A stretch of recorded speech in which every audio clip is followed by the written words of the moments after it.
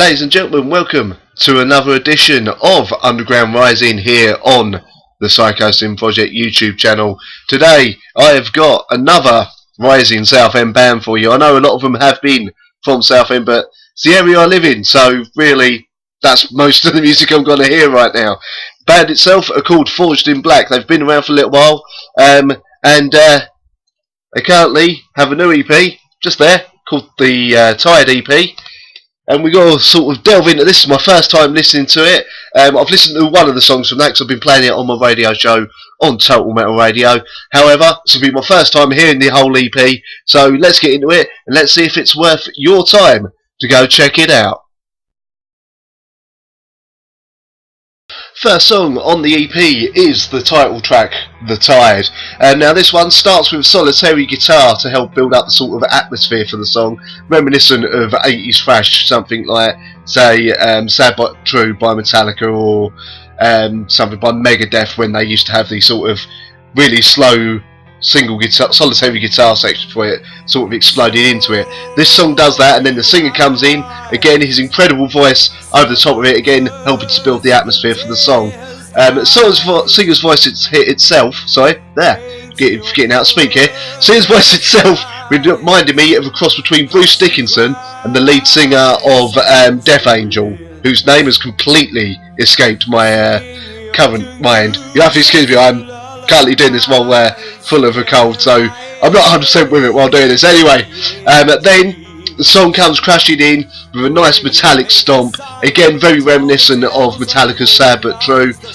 Lead singer's vocals crossing very nicely with backing vocals done by the band, a little bit of sort of gang style vocals there. He then does what could be seen as a patented sort of Rob Halford style scream down the mic, which, let's face it, isn't the easiest thing to do, let alone to do it basically in tune. So well done there to Stoz, the singer of the band. Entire vibe of the song being that of a very strong 80s metal sound, sort of 80s Judas Priest, Maiden, 80s early Metallica, Slayer, like the first two albums style. But anyway, in the middle there's a nicely judged and paced guitar solo. The song then goes into a bit of a beatdown style riff before the vocalist comes back in, with the whole band sort of again going back to that metal stomp. His voice floating perfectly above the metal attack being conjured by the backing, by the band itself. The best way I could describe this is that this is how Iron Maiden or Judas Priest would sound if they released their own take on Metallica's Sad But True. But all in all, good start to the album. Bit of a strange choice, I have to say. Usually you would think that a band would want to start with one of the faster songs, but all in all it works. It does well. It gets you in the mood for something a bit faster, a bit more aggressive, but at the same time this could be pretty much a high point in their live shows. Second song on the EP is called As the Crow Flies. Now this one starts with a slightly doom style riff, reminiscent of Cathedral and Black Sabbath. This then speeds up into a very sort of Judas Priest style riff with a nice bass break before Stoz comes in with his vocals. Again, that amazing voice floating over the top of the heavier music. The chorus, we then reach the chorus, no we don't. There's a lead guitar, which plays a riff which follows the vocal line. Then we reach the chorus, which is very epic in its sound, while still maintaining that kind of metal stomp, very reminiscent again of early 80s, early 90s thrash metal. There's a nice mix of the metalcore style heavier vocals from the backing vocalist, and Dickinson, Rob Halford style vocals from Stoz himself, and again some of those Rob Halford style screams. The song then goes into what I describe as regimented army style kind of stomp before there's another break, complete break of no instruments, and then this goes into some incredible solo dueling between both the guitarists, bringing to mind something that's very reminiscent of Hangar 18 by Megadeth. Guitar dueling keeps going, then we go back to the doomy riff and the vocalist singing essentially what is the chorus, bringing the song to a close. All in all, another fantastic song, and I think you'll enjoy it all. First song on the EP is Devil's Bridge. Now this one starts with both guitars with no distortion before kicking into a very nice epic style opening riff. The drum fill then kicks off into a very Maiden style driving riff with some fine Priest style guitar playing from both the guitarists. Stols the singer comes in at just the right moment with again his pitch perfect vocals adding to this metal sort of riffathon going on.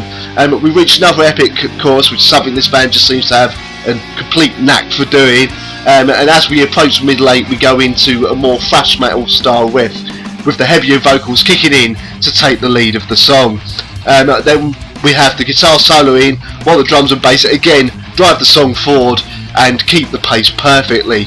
As the guitarist goes into his solo, you get a very nice, for me it sounded like a very nice kind of Megadeth style riff back from the Hangar 18 style days. So that's not the name of the album, Hangar 18's a song.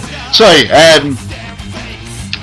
Rust in Peace style days, that's the album I was trying to think of, from the rhythm guitarist. And then the lead vocalist comes back in to take us back to that anthemic epic chorus again. Another excellent song by these guys. The last song on the EP is Accusations of the Innocent, the 2013 version. I'm guessing this is a song they've been sort of working on again and again over the years, and they're now happy enough with this version to re-release it. This one starts with an old school Maiden style twin guitar and bass riff before going full on Maiden style riff worship. And again, there's absolutely nothing wrong with that as long as you do it well. We then reach the main riff and we're back to that stomping metal that this band suits best. Stols the vocalist and the backing vocalist again, nicely complementing each other with their vocal styles throughout the song. We reach another epic chorus, which is got to be an absolute live highlight. This is a song that I personally have been playing on my show, the Psychosin project, on Total Metal Radio, so some of you may have already heard this. There's again another incredibly awesome Halford scream from Stols, and we're back to the striving 80s style metal riff, as popularised obviously by Iron Maiden, Judas Priest and all that, but with slightly more hardcore styling to it. We're then back to the incredible guitarist swapping very high speed solos, and then back into a full on thrash section to get the pits going when this is played live. Both guitarists then slow things down during a small break, which brings us back to the epic chorus. Then we get a very nice slow heavy riff sort of grinding it out, with Stols doing that amazing Halford style scream, which I can tell you now is not the easiest thing in the world to do. You have to be a very talented vocalist to do that, which brings the EP to an awesome close. So, in conclusion, what did I think of it? Honestly, I've really enjoyed this. I'm not a massive 80s thrash fan, or, yeah, obviously I like my Maiden and my Priest, but not like massive amounts. However, these guys have taken those sort of sounds, put them together along with a bit more modern touches to it, obviously the slightly hardcore style riffs in some cases, and managed to mesh it together into something more contemporary. Honestly, if you like Maiden, if you like Priest, if you like any sort of 80s style stuff, or you just hanker for the days when metal actually meant just straightforward metal with pounding riffs and the high style vocals, you do worse than this. And to be honest with you, I've got to be honest, Christ, I was just talking about this now, but yes, to be honest with you, Forged Blake are definitely one of Southend on Sea, and probably Essex's leading lights when it comes to metal, so hopefully they got to go somewhere.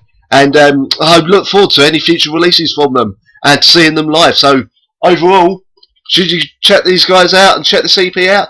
Definitely. You can check them out on Facebook. The Facebook link will be in the credits and also in the description. Give them a like. Tell them you heard about them on this review. And yeah, if you get the chance to go see them live, do it. You won't be disappointed. I will be back soon. I am currently ill, but I am going to get some more reviews out as well, between obviously job searching and all that, which I'm also trying to do. And yeah, I will see you on the next Psychosin project.